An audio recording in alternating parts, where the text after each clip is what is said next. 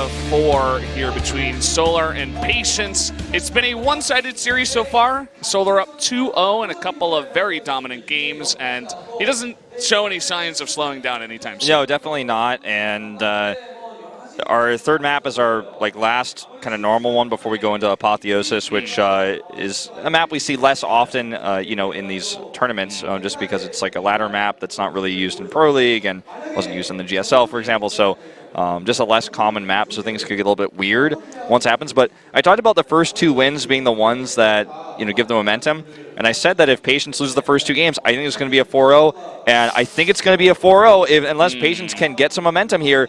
You can see some of the moves he's making. He feels confident in them, like his move to snipe that base and he got the recall. Yeah. And I'm like, okay, I see you're kind of in it. You're making the right decision in the game. But both GGs, I can feel the frustration in the GG. That first one where he doesn't even go to the fight, he sees the army, he's like, oh, it's over. There's nothing I can do. It just oozes frustration. I'm glad you mentioned that, actually. It's pretty important. You could see sometimes in a player's GG, where they place it and how they place it, or even if they typo it, if they accidentally put 3 Gs or GNG or something. 2 Korean, you didn't even change the keyboard to English because you're trying to type it so fast because you're so angry. You can actually start to see a player's mentality in that moment, and especially in that first game, like you said, but even the second one too. We saw the camera shot, he's chugging the coffee, he's frustrated. I am worried about him in this series because I don't want him to get, perhaps his highlight of his career when he looks back is, I made 2 round of 4s. And I got 4'd in both, and it wasn't close, and I was so embarrassed. No, I don't want it either, man. He choked big time versus Snats, too. If you guys remember the game 4 on Overgrowth, where he just attacked into a larger army than his and died. I think he gets super stressed in these moments. Look at his chair. Look at how fast he's wiggling in that chair. His mentality Solar's wiggling right now. it too, but it's at a slower pace. That's how you know he's calmer. Yeah. It's like when you see a cat analysis. When you see a cat flicking its tail, you know the cat is pissed. Yeah. Okay? You know the cat is not happy. There's a similar situation here. Look at his face, man. He's not in the zone right now. He needs to get in the zone. Very true. Guys, the map is loading up. We're about to jump into set number 3 here. It is going to be on Frozen Temple between these 2 very close friends. 2 very good players. Let's jump into it right now. Solar between the ropes here. I don't even know what I'm saying. Solar and Patience going head-to-head for game number 3.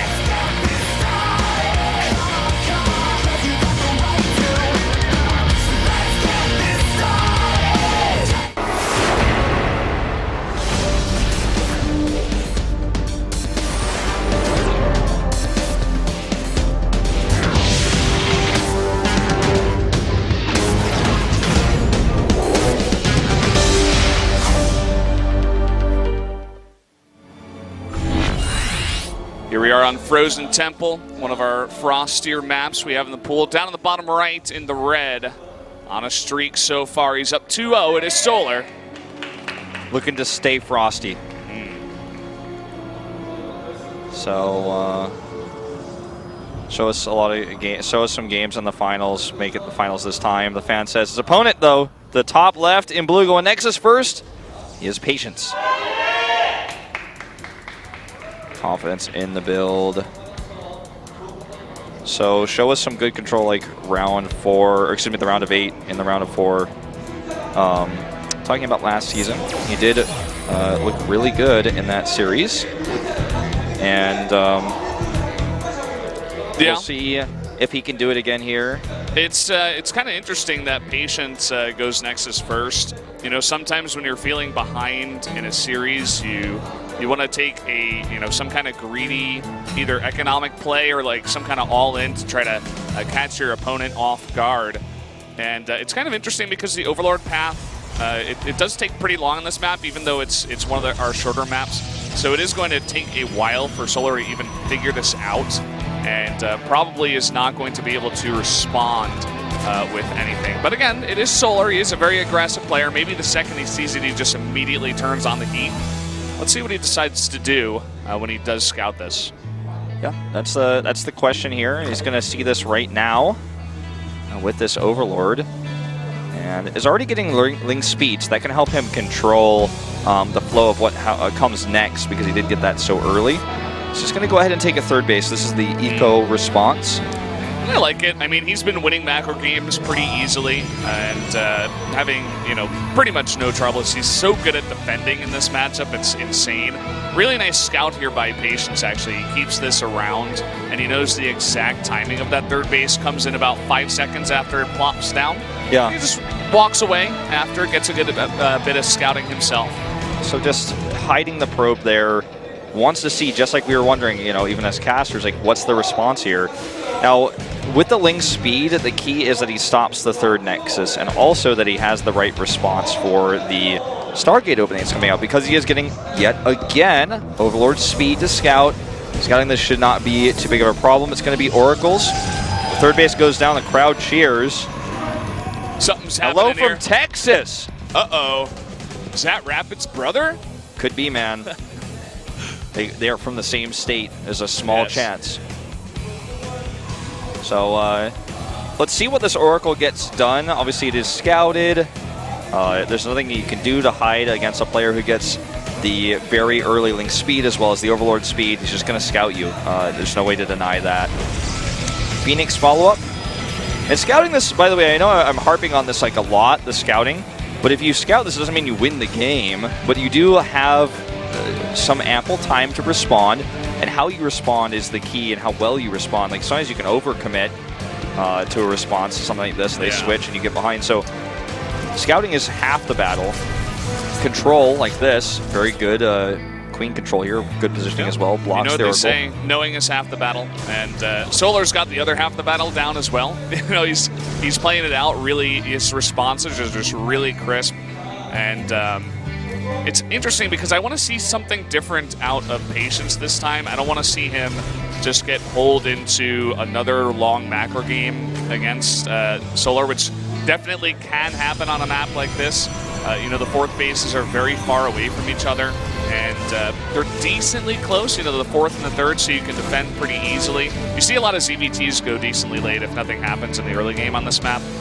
And I'm looking at Patience's build, and he's doing the exact same thing in game number 2. So I'm kind of worried for him here. Yeah, no, I think it's a pretty reasonable concern.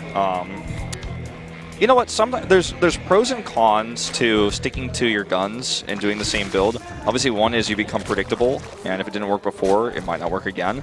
But this is the build that you're most practiced with, and so the pro is that you know it the best. And if you switch it, you might just even play worse, and things could even get fall apart from there. Obviously, a pro gamer at Patience's level, I mean, he made the round of 4 in Star League. Someone that good is going to be good at probably 20 different builds that aren't even seen a pro play, but he still could kill someone with it if he needed to. There's obviously pros and cons. Like I said, if this is the build he feels most comfortable with, it's the one he wants to do at this super high stakes match. But if he does it again and then he loses this game and he does it in game 4, I'm like, well, I think you're really reaching at that point to make this build work. And he is actually mixing it up at this point in time. He is going for earlier gates and going for the +1 as well as the glaives. They're going to line up together. But also the earlier Dark Shrine. I guess, he had some success in game number 1 with his Dark Shrine play. Perhaps he wants to use that again, or at least try to use it again on this map. And you can get Dark Templar from your third base over to your opponent's natural pretty easily, and if he goes for like the triple Dark Templar play and snipes the Spore once again, he can get a lot of damage done. So we'll see how he does control. Dark Shrine is about to finish here, and there's a Warp Prism on the map, so maybe he wants to pressure the fourth while warping in some DTs towards the natural. Looks like that's the plan here. He's got a few sentries, which I do like, and he can fall back to the sentry ward that the Oracle has created. So this looks risky, and it is very risky. But if this works out, he gets a huge amount of value. Oh my god, he's really going up for broke with these DTs. This is so almost all in with how much he's committed to them. But look, there's no answer. He's just going to target down the Spore Crawler here. And he basically just said, hey, take all your units to deal with the sentry push, and I'm going to actually split over. You're not going to have enough units. I'm going to target down your Spore. I'm going to get your hatchery here. And he will snipe this hatchery. And he can actually pick up and get out sick right before the Overseer. This was a very nice two-pronged attempt. He's harassing, drawing the units away, then going for this snipe on the hatchery, and this works out. This is the first big lead I think we've seen from this this Protoss in this series. And look at what he does as well. He immediately morphs them into Archons. The DTs, they did their job, right? There was one Overseer on the map, and he did have the Spore, but his response was not as crisp as we saw in games number 1 and 2. So now what is he going to do? It looks like, oh, look at this. Stasis Ward, not sure if it's going to do too much. You know what it is going to do, though? It's going to delay this push. And it's going to buy him some extra time, get him another warp in, and even cancels that 5th, Yeah, too. that's pretty nice getting that 5th canceled, because that 5th is kind of like also a 4th right now, because the hatchery was killed at the natural, so he's really on 3 bases right now until that 4th is remade. And getting that 5th up would kind of help mitigate the damage he took. This is going to be a tough attack to make work. The Stasis bought time, as you mentioned. He's not done with Harass either. So you got to crash your Banelings into Archons. Defend with Lings, I dare you. Now, he needs to hold this, though. There's a Stasis Ward, but he's not in it. He needs to get back. It goes up. It doesn't get much. There's a couple of overcharges here, but only one cannon. The Archons are doing serious work, but he needs more. The Immortal does use Barrier. No more overcharges here. He's morphing one more Archon, trying to tank this. But there's so many Ravagers, and that's the real issue here. He needs more Warpins. He needs more units. He maybe even wants to send these back. Yeah, I mean, he needs them back to defend his base. I think he's going to lose this. He's going to lose it, definitely. He can't do anything here. And, you know, Solar's taken minimal damage back at home, but he immediately takes another 4th base. Yeah, he can lose his Rotorn, he can remake that. He does need to respond to that eventually, and his units are kind of out of position, but once he does deal with that, he's going to be in a pretty good spot in this game. Rotorn goes down, DT is being warped in here. He actually wants to commit, it looks like, to this base with 3 DTs. It's going to be DTs and not Archons this time, but Overseers come back, and he needs to lift, or at least Archon those. Ooh, he does not want to lose those 3 DTs without saving them. They're not even within Archon morph range. 2 Archons here are going to help absorb damage, and this time he finally does micro some of those. But that first Archon is almost out of shields, as you guys can see in the Warp Prism, the Zealots there as well.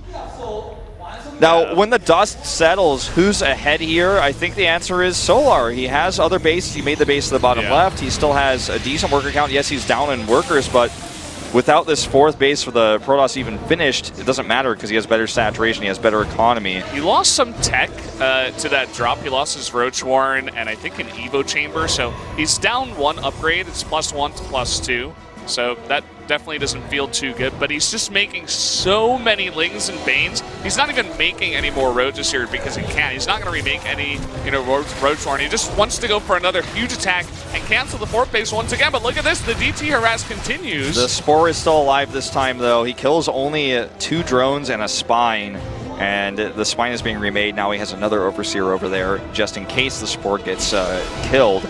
Patience is hanging on by a thread here. He has this base up, finally. He has good tech. Solar is not like he doesn't have a Greater Spire or an Ultralisk Cavern. He's really kind of all in here, but I think he will crush this. Let's see if Patience can hold. It'll be the hold of the century if he can stop this. So many Banelings rolling in. Archons here in the front with some Zealots to help tank.